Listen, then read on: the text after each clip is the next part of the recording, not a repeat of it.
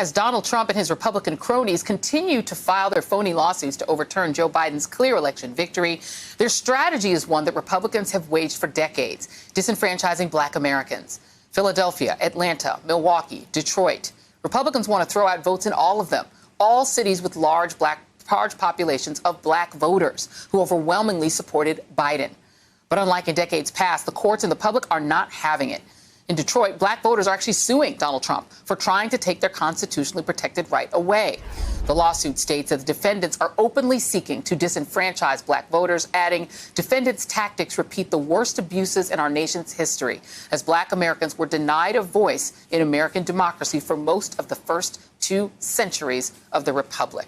Joining me now is Bishop William Barber, co-chair of the Poor People's Campaign, and my friend. Bishop Barber, I just look at the demographics in these states, Detroit being the city with the highest black percentage population in America at 78.6%, Atlanta being a bare majority African-American, Milwaukee having a plurality of black voters. That's where they're suing. What does this tell you about the state of the Republican Party? Well, it tells us that they're still using that same old playbook that was developed in 1968 by Richard Nixon and Kevin Phillips and Pat Buchanan, that talked about positive polarization. Code words like urban and city mean black. They say wherever black people vote in mass is fraud, but they never own their proven in the court voter suppression, where courts have actually proved that Republicans have engaged in racism and voter suppression with surgical precision. So this is an old playbook, and Donald Trump is not the only one. This is the caution. He's just using what was prepared and has been used for a long time. Reagan used it, Nixon used it, others have used it.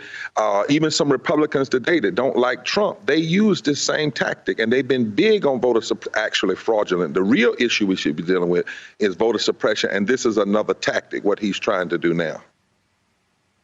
Well, I see the same echoes in those 2 Georgia senators who, aside from their sort of dubious taste in investments, sort of feeding off of the pandemic to make some money, they've also both tried to claim that election in Georgia that Donald Trump lost was fraudulent. His use is the black church. They love to walk on into the black church on MLK Day. You had Johnny Isakson do it when he was senator. You had Kelly Loeffler do it and say, I'm proud to be here at Ebenezer Baptist Church in Georgia. And they want to get on the pulpit for MLK Day and then turn around and attack the said man of that church, attack the pastor of that church, Reverend Warnock, which is what they're doing now.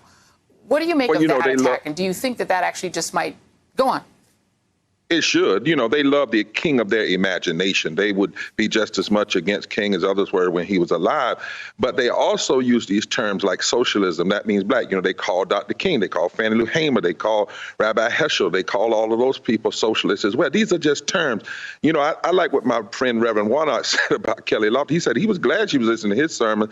Maybe she would listen to the ones about love and justice. But what's hypocritical of Republicans is that they are attacking my friend and others for quoting words directly from Jesus, which proves they don't know the Bible. They don't know Jesus. They wrongly think Jesus, who was a healer and a lover of the poor, was actually anti-health care, anti-living wages, anti-poor, anti-gay, anti-Palestinian, pro-gun, pro-war, pro-tax cuts to the wealthy, pro-racism, and pro-Trumpism. That's just wrong. What they do is they say so much about what God says so little, and so little about what God says so much, and they're scared of a Warnock, and they're scared of a Jewish brother running, because they are 2 people who actually know what religions say about love and justice and mercy and how to engage that in the public square. And you know what?